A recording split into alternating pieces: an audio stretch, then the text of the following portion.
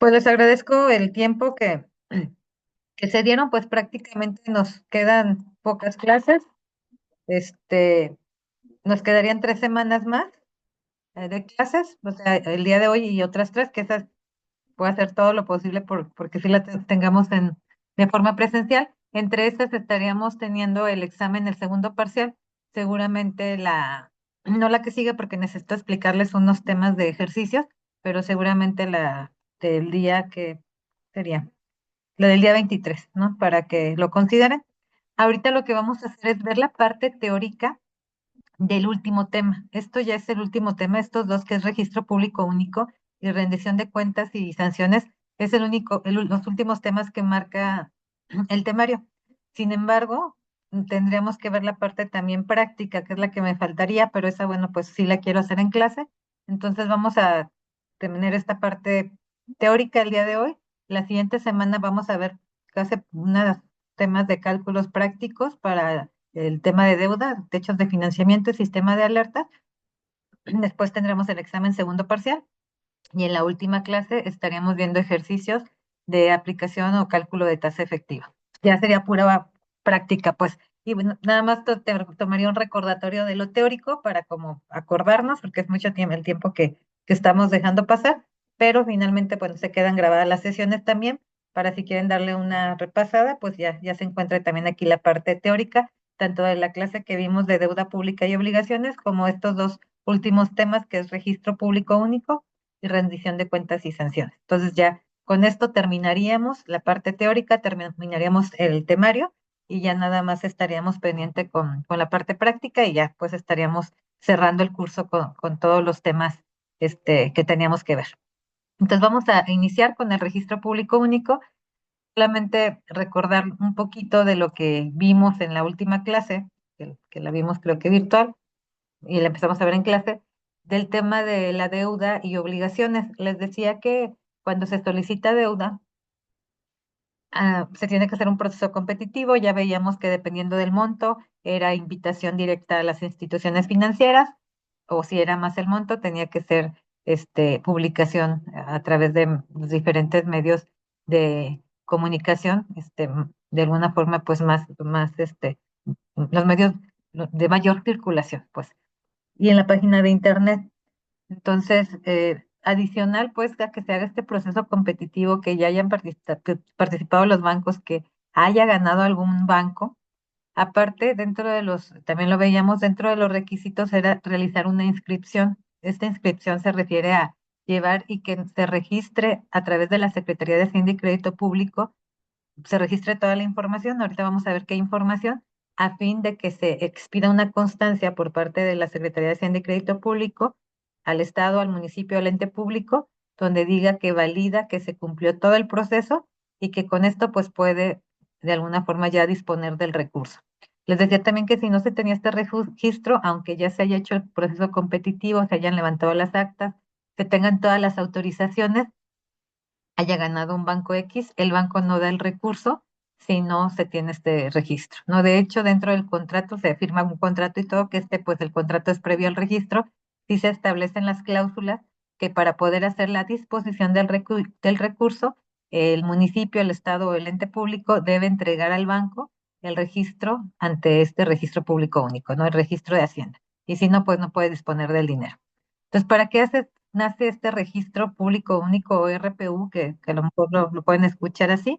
Pues es justo para escribir y transparentar todos los financiamientos y obligaciones a cargo de un ente público, para que Hacienda lleve como el registro de toda la deuda que tiene un ente público, a fin de pues poder hacer mediciones para saber si está endeudado y para llevar un control sobre todo. Hacen muchas mediciones también ellos, si están sobreendeudados. ¿Se acuerdan de los semáforos que decíamos? Bueno, si está de acuerdo al sistema de alertas, que es de lo que nos falta hacer ejercicios, si está en verde, en amarillo o en rojo, y si está en verde, alcanza el 20% de sus ingresos de libre disposición para solicitar deuda. Si está en amarillo, solamente el 5%. Si está en rojo, no puede solicitar deuda. Entonces, todas estas mediciones que hace Hacienda, pues las hace a través también del registro público único, porque hay que mandar mucha información y la finalidad es justo esto, ¿no? Saber cómo se encuentra un ente público en cuanto a sus deudas, en cuanto a sus obligaciones que tiene. Y bueno, ¿cuáles son tran- estos trámites que se deben de hacer? Bueno, pues se tienen que hacer en materia de registro, las solicitudes de inscripción. Esto se refiere a cuando solicitan por primera vez la deuda, cuando solicitan una obligación, o sea, la primera vez que tú o que un ente público más bien solicita una obligación o inscribe un contrato para una obligación, se tiene que inscribir. Cuando también se tiene que generar un trámite, cuando hay una modificación. ¿Se acuerdan que también veíamos en temas de deuda de que, bueno, puede ser que solicita deuda y haga una reestructura o haga un refinanciamiento, es decir, cambia las condiciones que ya tengo contratados, ya sea de plazo o de tasa, y entonces antes de que aplique el nuevo plazo o la nueva tasa, tengo que ir otra vez a Hacienda a notificarle que hice una modificación. Ellos validan que, pues que por ejemplo, ¿se acuerdan que les decía, no se tiene que pasar por Congreso si hay una reestructura siempre y cuando se tenga una mejora en las condiciones? Y esto significa que se respete el plazo, se respete el monto original, pero se mejore la tasa o se mejoren alguna de las condiciones y no pasa por el Congreso. Entonces, si nosotros hacemos este tipo de reestructura y pues se tiene que hacer una modificación de contrato, hacemos el contrato, hacemos las modificaciones y nos vamos a Hacienda y no pasa por el Congreso, ellos tendrán que revisar con toda la documentación que se manda que efectivamente cumple todas las características para no irse al Congreso. Y si no, no lo modifica, y si no se modifica, el banco con quien se tenga el crédito no puede hacer los cambios. Entonces sí es importante este registro porque, como les comento, si no se realiza estos trámites ante Secretaría de Hacienda, pues no se puede generar, o sea, no se puede modificar o no se puede inscribir o no se puede tener el recurso. Y pues no, y aquí pues sí han pasado varios, tenemos varios ejemplos. Aquí en Guanajuato hace un par de años el municipio de Guanajuato solicitó deuda, no pudo inscribir y pues ya, no, o sea, tenía ya el contrato, tenía todo, hizo modificaciones al contrato de acuerdo a lo que le pidió Hacienda y aún así no fue factible que inscribiera en el RPU y pues no pudo disponer de la deuda. Y así varios municipios en la administración pasada solicitaron deuda y bueno, pues como si es un poco complicado, pues no quiero decir complicado, pero sí piden muchos requisitos, hay que acreditar muchas cosas, pues Hacienda dice, o puede ser porque ellos así lo determinen por algún criterio, que algo falta, no registra y no se puede disponer del recurso. Bueno, también aquí en el RPU se realizan las solicitudes de cancelación. ¿A esto a qué se refiere? A cuando ya se liquidó el crédito, ya se liquidó la obligación, pues hay que hacer otra vez un registro notificando la cancelación. Hay que tener documentación que avale esta liquidación, como una carta del banco, como el estado de cuenta y como pues ciertos documentos donde ya se acredite que se liquidó y bueno, se cancela el registro. También se cancela cuando por algo se haya registrado y no se haya dispuesto el recurso por algún motivo de que siempre no se utilizó o algo. Y bueno, también hay que acreditar porque no se utilizó para que den de baja. Hay muchos, de hecho, lo vamos a ver en clase dentro de la parte práctica, donde se registran y van más bien todos los créditos que están registrados y van a ver que muchos están ya en cero. Pero si los municipios o los entes públicos no hacen este trámite, pues ahí se va a seguir publicando. No, y también es un tema porque como no está depurada la base de datos y si en algún momento el municipio o cualquier ente público quiere solicitar deuda y no canceló un crédito de hace años, pues no le van a dejar tampoco registrar. Entonces sí es importante también para todos los entes públicos tener en orden este tipo de registros. Y bueno, ¿qué se tiene que mandar aparte del tema de los registros? También se manda a través de este RPU, información trimestral de todos los financiamientos y obligaciones que piden, pues obviamente con quién se tiene el contrato, qué plazo se tiene, la tasa que se tiene, cuál es el saldo, cuánto se ha pagado, cuánto se ha abonado a capital, cuánto se ha abonado a intereses y las condiciones generales del crédito. Esto de forma trimestral se está actualizando porque pues ustedes saben que el saldo tan solo pues se actualiza pues, cada que se paga, ¿no? El envío trimestral también de información del sistema de alertas y convenios de deuda garantizada. Por ejemplo, en el caso del sistema de alertas, si se acuerdan, tenemos tres indicadores. Una es deuda, el otro son ingresos, el otro es el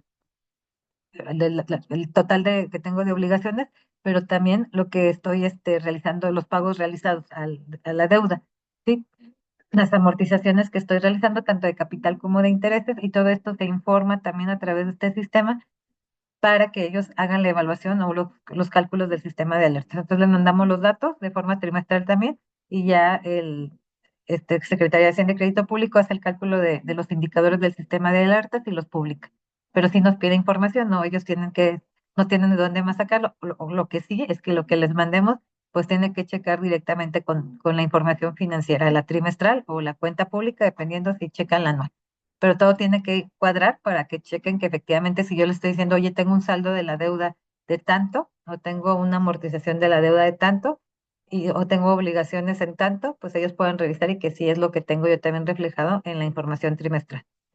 Y también de los convenios de la deuda estatal garantizada, que les decía que esto no hay, cuando hay un convenio donde la federación garantice nuestra deuda o el estado garantice también, sea aval, hagan de cuenta de un municipio, bueno, se tienen que mandar estos convenios de forma trimestral y también de forma trimestral los convenios de aquellos entes públicos que tengan endeudamiento elevado. Les había comentado también en deuda pública, en el tema de deuda, que si algún ente público estaba en rojo, en semáforo rojo, tenía que firmar un convenio en el cual se establecen las estrategias que va a hacer el ente público o que debe de realizar para que el endeudamiento vaya disminuyendo.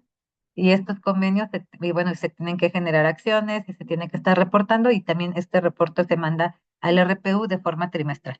Entonces, le digo, aparte de hacer los registros, tenemos que mandar también información a través de este sistema. Es un sistema electrónico, se genera un usuario y contraseña por cada un ente público.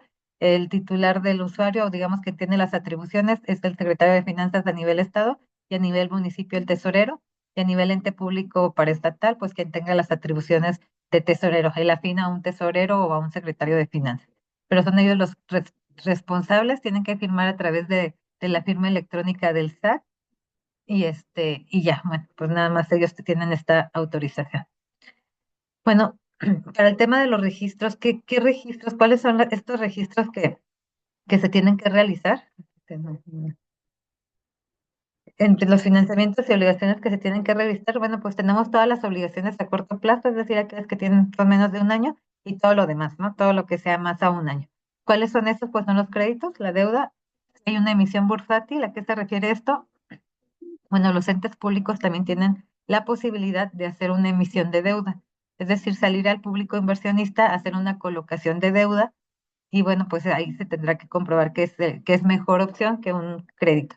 Pero también si se llegara a hacer, y hay ejemplos que vamos a ir viendo, por ejemplo, Estado de México hizo una emisión bursátil el año pasado, antepasado, no hace un par de años, su objetivo era levantar capital para transporte público, ¿no? Y bueno, pues no le fue tan mal, pagó, yo sí pudiera decir que la tasa era un poco más alta que un crédito normal ante un banco, pero bueno, pues es como otro nivel, ¿no? Este como que es más un tema de decir que está muy profesionalizado el ente público, que tiene de alguna forma conocimiento en temas bursátiles, y bueno, pues es como más un posicionamiento pues para el ente público que lo hace. Es como decir que está preparado, está profesionalizado y bueno, pues ahí, porque aquí pues saben que intervienen muchos factores en las emisiones bursátiles, tienen que estar las calificadoras crediticias, tiene que hacer un levantamiento de capital y bueno, que son diferentes requisitos que un crédito simple. Y bueno, tenemos también los contratos de arrendamiento financiero, si es que se realiza uno, se tiene que inscribir. Si hay un instrumento derivado en alguno de los contratos, se tiene que inscribir. Si hay garantías también. Si hay un contrato de asociación público-privado, que ya les explicaba un poquito que se refería cuando hay una participación pública y privada, hay un contrato, también se tiene que inscribir. Y pues las operaciones de factoraje financiero. Todo esto pues de acuerdo a lo que establece la Ley de Disciplina Financiera en el artículo 49. Y bueno, ¿cómo es el proceso para el registro? Pues, como les decía, es un sistema, se tiene que tener usuario y contraseña.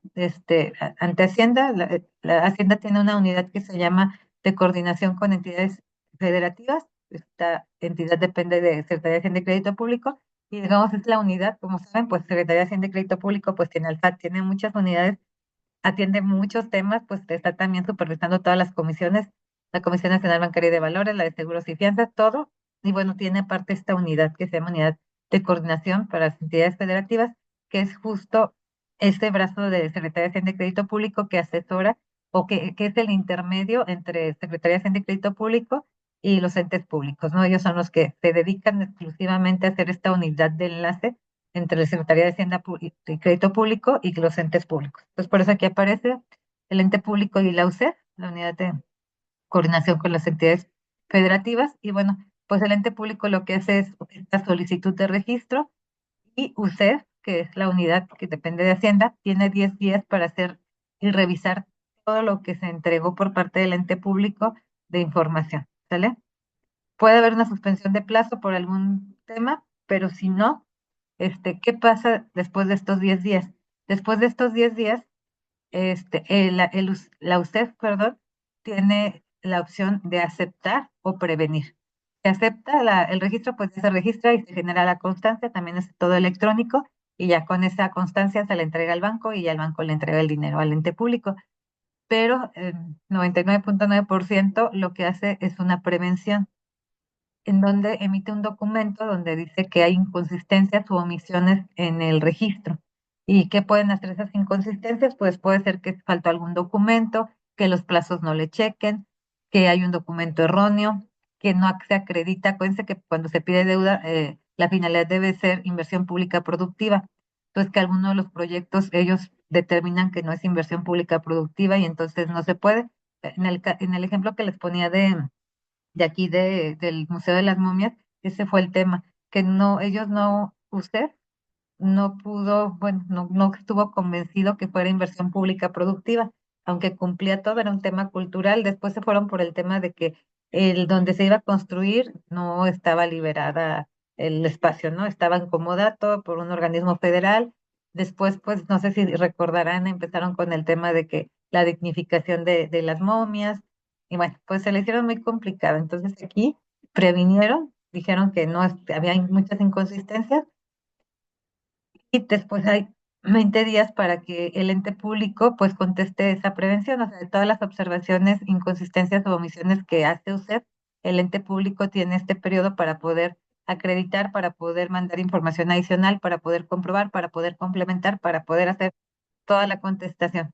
Entonces, al final de estos 20 días ya es como lo final del registro y aquí hay dos opciones, o te inscribe o te desecha. Entonces, si te inscribe, pues aquí ya igual te da la constancia o te puedes echar. ¿Y qué significa? Entonces ya no puedo obtenerlo, no puedes, puedes volver a hacer el proceso, pero tienes que volver a empezar desde acá, ¿sale? Porque ya no fue suficiente lo que subieron en esta parte de la contestación de la prevención para solventar las prevenciones u omisiones. Entonces hay que volver a hacer de nuevo el proceso y otra vez son 30 días hábiles, entonces pues sí es un tema, ¿no? Y bueno, ahí se pueden suspender el plazo si hay un falla o algo, un tema por factores externos, se puede suspender el plazo en 10 días, se puede ir hasta 40, pero esto pasa pocas veces. Realmente son 30 días lo que se tarda el proceso de inscripción, considerando que generalmente hay prevención y pues si no se acredita, se desecha y hay que volver a iniciar todo el proceso. Si es un poco tedioso, complicado. Digo, si en algún momento ustedes, sobre todo, pues, ¿quién lleva todo esto aquí en el estado? Pues nada más finanzas, no hay un área específica de deuda. Pero, por ejemplo, los municipios, pues prácticamente todos tienen opción de pedir deuda. Y si en algún momento ustedes dicen, me voy a regresar a mi municipio, o aquí mismo en Guanajuato, y entran al municipio a trabajar en la administración municipal y les toca esta área, pues tienen que tener muy, muy de conocimiento estos temas, que pues si bien es cierto, se pudieran ver fáciles, pero no son tan sencillos. Les digo, porque hay que tener mucha documentación que nos pide. Este, perdón. Bueno, en el tema del destino de los financiamientos, que pues es parte de lo que pide este registro público único, esta rayita que se fue de más, no es tachada, por ahí se las quito. Bueno, pues nada más acordarse lo que les comentaba, que en lo que son financiamientos o de largo plazo, pues deben de acreditar que la finalidad es para inversión pública productiva. Ya vimos la definición antes de qué se trataba inversión pública productiva, que es pues, prácticamente obra, ¿no? Después tenemos también para el tema del destino, puede ser refinanciamiento o reestructuración, que les decía es por los cuales, los tres por los que yo puedo hacer un registro. Y recordar, el refinanciamiento es la contratación de uno o varios financiamientos para liquidar otro. Y la reestructura es mejorar las condiciones del contrato actual. Generalmente el refinanciamiento sí tiene que pasar por Congreso. porque obviamente se cambian las condiciones y no se puede acreditar tan fácil que se están mejorando, al menos que si se acredite no pasa, pero aquí sí es, entra uno nuevo a liquidar los anteriores. Puedo juntar dos o tres financiamientos que tenga activo y saco uno nuevo. Y la reestructura no, la reestructura es sobre el mismo contrato, con el mismo banco, yo hago una modificación por algo y si mejoran las condiciones, pues obviamente no tengo que ir al Congreso. Entonces aquí pues es como cambiar alguna de las condiciones del contrato que se tiene original con la misma institución. Y como les comento, estas tres pues tienen que justificarse para poder para que la UCED pues pueda dar el visto bueno. Las obligaciones de corto plazo también se registran y acuérdense que las de corto plazo no son para inversión pública productiva, son pues más bien para falta de liquidez o por una necesidad específica que requiere el municipio. En esta no se obliga a registrar para obtener el dinero porque se supone que es urgente. Sin embargo, se tiene que registrar y si no, pues hay una omisión por parte del ente público. O sea, se tiene que registrar en el Inter, pues hay plazos y todo, pero sí tiene que registrarse. Son menos los requisitos, pero igual si no se registra, pues hay omisiones. Y luego también las obligaciones con las asociaciones público-privadas, pues también hay que registrar el contrato en el que se establece el pago del servicio, es decir, el pago que se está generando mes a mes, como funciona una asociación pública y privada, hagan de cuenta, se construye algo por parte de un privado y un público sobre un inmueble o un terreno o un bien del sector público generalmente, el sector privado viene, construye y se queda con la administración, algunas veces con los flujos del recurso, el Estado o el ente público está pagando y un plazo más o menos de 20 a 30 años y ya al final del contrato el bien se regresa al Estado. Digo, en el ejemplo más sencillo, que es una concesión, que es digamos una APP pura, cuando se da una concesión, ahí les daba aquí el ejemplo de la concesión que se acaba de dar el año pasado por parte del Estado a una empresa, a un consorcio, para construir perdón, la carretera de cuota de Silao a San Miguel. Fue una concesión. ¿Y qué es lo que hace el Estado? Le dice, oye, yo te cedo el derecho de paso, porque eso le corresponde nada más al Estado. Bueno, al Estado o la Federación depende de si el camino es federal o estatal, pero en este caso todo el camino es estatal, donde se van a construir esta carretera. Y dice, o sea, yo como Estado, yo como ente público pongo el derecho de paso, te doy la liberación de derecho de vía, te doy el paso, pues, y tú de alguna forma construye y explótalo, ¿sale? En un plazo de 30 años, creo que quedó esta, y después de 30 años me reviertes todo. Y me reviertes significa que me das mi derecho de paso, pero me das también toda la infraestructura que tú construiste, porque ya pasa a ser parte del Estado. Esto es lo más característico, muchachos, es donde yo puedo identificar si es una APP o si simplemente es un convenio entre particular y privado, perdón, entre un privado y un público, porque no todos los convenios que se realizan entre un privado y un público son APPs. Esas APPs generalmente nada más se ubican cuando hay una inversión de un bien, ya, un inmueble generalmente, que lo explota o primero pues, lo construye, lo modifica, le da mantenimiento a un privado, le saca un beneficio y lo regresa después. O bien, por ejemplo, también otro ejemplo son las cárceles. A veces forman APPs y se genera un edificio de una cárcel, lo hace un privado, ahí pues no hay ingresos, ¿no? En la de cuota pues va a haber los ingresos de los flujos del peaje. Pero imagínense un hospital o una cárcel, pues ahí no se paga por dar el servicio cuando son públicos. Pero el ente público tiene que estarles pagando de forma mensual, haciendo como un pago a cuenta por un plazo convenido de 10 y 20 años, y hasta que digo, la proyección financiera les dé para haber liquidado este bien, y entonces ya se revierte el inmueble cuando se termine el plazo al ente público. Entonces, sobre todo aquí yo creo que en las APPs, para saber qué es una APP, digamos que lo que nos va a dar o lo que distingue que sea una APP es justo esta reversión del inmueble, la inversión, o sea, es decir, que regrese toda la infraestructura, que regrese el inmueble al ente público. Si ya al momento que se termina el contrato se regresa todo al ente público, pues eso estamos en la presencia de una APP. Tenemos muchos ejemplos en hospitales, en cárceles, en concesiones, carreteras, sobre todo, donde, bueno, pues lo explota un privado y al término del plazo regresa todo, pero todo estoy hablando, porque al final quien va a construir todo y va a ser el privado. Y entonces por eso se queda administrándolo como 20 30 años para recuperar su inversión con los flujos del peaje. Y ya después dice, ok, yo ya recuperé mi inversión, entonces te regreso a ti, ente público. Y no es solo recuperar la inversión, no tiene que tener una ganancia.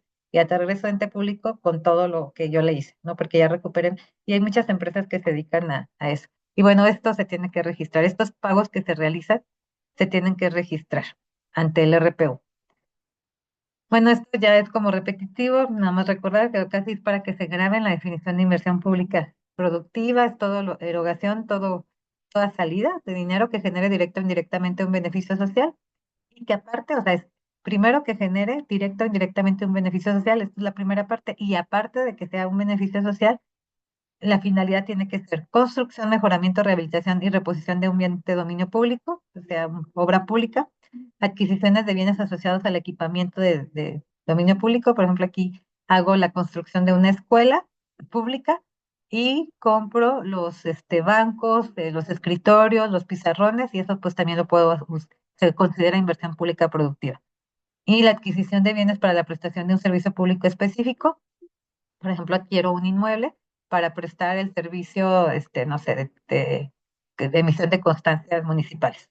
Entonces también se considera inversión pública productiva porque aparte tiene un beneficio directo o indirecto a la sociedad y bueno, pues también es un inmueble. Y bueno, son las tres partes que consideran para saber qué es inversión pública productiva, porque luego nos cuesta un poquito, pues es que tenga un beneficio social, ya sea directo o indirecto. Hay que comprobar esto para que el RPU o para que USEP nos dé palomazo para el registro, que sea del dominio público y que esté encuadrado como en la definición de inversión pública productiva. Entonces, eso es de acuerdo al clasificador del CONAC. Y bueno, aquí les voy a dejar estos ejemplos por si todavía nos queda duda de qué es inversión pública productiva. La misma CONAC, y no viene en la CONAC, más bien viene en los antecedentes de la Ley de Disciplina Financiera, establece que es inversión pública productiva y dice, oye, todo lo que sea mobiliario y equipo, lo que es en el capítulo 5.000, ¿sí? En la partida 51.000, entra todo, excepto bienes artísticos, objetos de valor y culturales. Esto no es inversión pública productiva, o sea, todo lo demás sí, y exceptúa estos conceptos.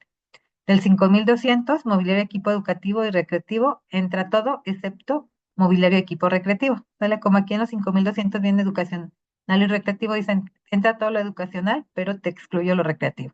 ¿Sale? Si no sé, una sala de cine o si voy a poner una escuela, algo recreativo, el equipamiento de lo recreativo no entra. Y luego en el 5.300 todo lo de médico y laboratorio sí entra como inversión pública productiva. Vehículos, equipo de transporte sí entra, sí, pero aquí dice para cuáles vehículos y equipo de terrestre, ferroviario y otros vehículos, incluyendo todos los de seguridad pública. Entonces aquí pues sí se pueden, consideran como inversión pública productiva. El equipo de defensa y seguridad, toda la partida entra. Y maquinaria y otros equipos y herramientas entra, pero también excluye maquinaria y equipo industrial y herramientas y lo que son herramientas menores, pues esto no entraría aquí como inversión pública productiva. Los inmuebles también entran, pero exceptúa, dice solo las partidas de terrenos y edificios no residenciales. O sea, los edificios residenciales no entran. Prácticamente los terrenos sí entran y los no residenciales para construir algo. Y toda la partida 6.000, el capítulo, perdón, 6.000, todo entra. En el capítulo 6.000 vamos a encontrar lo que es inversión pública, que es obra pública. Todo lo de obra, todo ahí no hay no se exceptúa nada, todo entra. Entonces, esto es lo de mobiliario y equipo y pues toda la obra. Y entonces aquí también da una anotación que dice que no es inversión pública productiva, mejoramiento de la vivienda privada, es decir, si van y quieren, eso que ustedes han escuchado, que mejoren las casas, que las pintan, que ponen techos, que les ponen baños y todo. Si es a un privado, no se puede hacer a través de deuda, porque esto es ya como un tema más político, ¿no? Entonces dice, oye, si tú vas a tener un proyecto de pinta tus casas, pon techos o algo, no, y es en una vivienda privada, no entra como inversión pública productiva, tampoco el gasto corriente, ya lo habíamos visto, y tampoco las sentencias y resoluciones por autoridad. Después hemos visto que varios municipios, sobre todo, tienen alguna sentencia de un GUL particular por un adeudo que tienen, y si lo quieren pagar, no puede ser de deuda porque no es inversión pública productiva y tampoco entran los intangibles como software y licencias informáticas. ¿Esto por qué no entra? Porque pues acuérdense que eso pues es, como no es de largo plazo, generalmente una licencia pues son temas intangibles y que pues se tienen que actualizar y pues no se considera como, no cumple este de beneficio social directo o indirecto o que sea construcción obra, no entra y pues por eso no es inversión pública productiva. Y bueno, pues para financiamientos mayores a un año, que son estos créditos, pues nada más está reglamentado en el artículo 25 del reglamento del RPU, que nada más los voy a complementar. Y pues, ¿qué se tiene que hacer? Bueno, pues ya se acuerdan bueno, en las diapositivas anteriores que empezaba con la inscripción, solicito la inscripción, tengo que con la inscripción acompañar la autorización del Congreso local, es decir, la autorización que dio el Congreso del adeudo. En el caso de municipios, tengo que también adjuntar el acta de cabildo del municipio, la sesión de su órgano de gobierno donde hayan autorizado la deuda. Tengo que adjuntar el contrato. Aparte hay que solicitar, en este caso, hacer, que es el ente fiscalizador, una opinión sobre que el ente está cumpliendo con todas sus obligaciones en materia contable y presupuestal. Y tiene que ser la opinión positiva, entonces hay que tener esta opinión. Hay que tener documentos que se acrediten que se contrató con las mejores condiciones de mercado, actas y todo. Tenemos que hacer un registro estatal. Este registro que les hablo perdón, federal, pero también el Estado genera un registro, sobre todo cuando son entes públicos, bueno, para todo el Estado genera un registro también estatal, que se supone que ya en el Estado revisan previamente esta acreditación. Pero bueno, también hay que darle ese registro, pero el estatal, la información para la evaluación del sistema de alertas, que ya veíamos qué información era, que era el saldo de la deuda, los pagos realizados, obligaciones, el instrumento jurídico en el que se consta el mecanismo de pago, es decir, este es el contrato que hace el ente con el banco y este es un contrato que solicitan para ver cómo vas a pagar. Generalmente se crea un fideicomiso para que, como casi todo se financia vía participaciones, ¿qué es lo que hace el Estado o el ente público? Dicen, oye, mi garantía o mi fuente de pago son las participaciones. Entonces, lo que piden los bancos para estar más seguros es que cuando la federación manda las participaciones, cierto porcentaje, que es el que garantiza el pago, se vaya a un fideicomiso y el fideicomiso pague el crédito. Entonces, las participaciones que garantizan el crédito no llegan directamente ya al Estado, se van al fideicomiso que va a ser el que va a pagar. Entonces, si se tiene este instrumento, la verdad es que es más fácil que los bancos presten y a mejores condiciones, porque saben que el pago se está seguro, viene desde la federación, les apartan sus participaciones y ya se paga. Y si hay deuda no garantizada, que en este caso es esta, de los municipios sin aval, Secretaría de Finanzas debe dar un documento en donde diga, ok, no le doy el aval porque tiene ingresos suficientes para ellos hacer pago de la deuda. Ahorita pues no se ha dado esto porque pues si no tiene el municipio ingresos, pues para qué pide deuda, ¿no? Entonces se supone que se está pidiendo deudas porque tiene ingresos y por eso ya el Finanzas o el gobierno no les da el aval y ya nada más se expide un documento donde acredite que sí tiene ingresos suficientes. Y un documento donde vamos a hacer justo esto, una fórmula para un documento que se expide para informar a Hacienda que se cumple con el techo de financiamiento, es decir, que si estoy pidiendo 100 pesos, está dentro de mi solicitud y de mi techo de financiamiento, que es una de las fórmulas que vamos a ver. Entonces, todo esto se tiene que entregar en el RPU, se tiene que acreditar, pues para que nos puedan registrar. En cuanto a las mejores condiciones de mercado, también que ya los habíamos visto, hay lineamientos específicos que se llaman del menor costo financiero. Este documento del que estaba hablando acá, ay, perdón, que donde documento que acredita las mejores condiciones de mercado, pues esto es un documento que ya nos dice Hacienda cómo hay que hacerlo. Primero lo tiene que emitir el secretario de Finanzas, el tesorero municipal o su equivalente, si estamos hablando de un ente público diferente, en el que se acredita, o sea, el secretario de Finanzas o el tesorero deben de dar fe que se contrató bajo las mejores condiciones financieras o de mercado y que se realizó un proceso competitivo, pero se tienen que generar formatos específicos y también se tienen que anexar las ofertas de los bancos que presentaron, las negativas si es que se hizo una invitación a un banco y no quiso participar, y el acta de fallo, es decir, donde se determina quién ganó. Todo esto es parte de este documento que se emite para acreditar que se contrató en las mejores condiciones financieras. Y bueno, pues en resumen, al final, pues este RPU, este registro público único, pues al final lo que existe es para hacer, como les digo, es un ejercicio de transparencia, es al final que pues se tenga la información de todas las obligaciones y los financiamientos que tenga un ente público y pues se tiene que registrar, ¿no? Los requisitos del registro público se deben de actualizar pues prácticamente todos los días o cuando se tenga una solicitud o se vaya a hacer un registro. El crédito pues se debe de registrar, como ya los comentábamos, se tiene que registrar tanto en el estado como la federación, y una vez que se registra, pues también tenemos que hacer publicación de información. Se deben de inscribir todos los financiamientos, obligaciones, todo, los de corto plazo también, no importa la fuente de pago, se tienen que registrar. Las APP, los arrendamientos, el factoraje, deuda y fideicomisos, cortos plazos, instrumentos derivados, garantías, entre otros, que ya vimos en diapositivas anteriores, esto es pues un resumen nada más, se tienen que registrar. Y se tiene que registrar, ya se los había comentado, para disponer del crédito. Se deberá contar con la inscripción, salvo los créditos a corto plazo. Si no, los de largo plazo es a fuerzas o a fuerzas que tienes que inscribir para que puedas disponer. En los créditos a corto plazo, por la emergencia, no puedes disponer, sin embargo, tienes que inscribir. Y los refinanciamientos solo podrán liquidar financiamientos previamente escritos en él. O sea, si, por ejemplo, hacemos un refinanciamiento, una reestructura de créditos que no se hayan inscrito de forma anticipada, pues no se pueden hacer. Sí, es decir, yo quiero ir y le digo, oye, Hacienda, voy a refinanciar un crédito que tengo. Ah, pero no lo tiene registrado, no puedes ni siquiera refinanciarlo porque para mí no existe. Puede darse el caso, pues sí, por créditos muy viejos.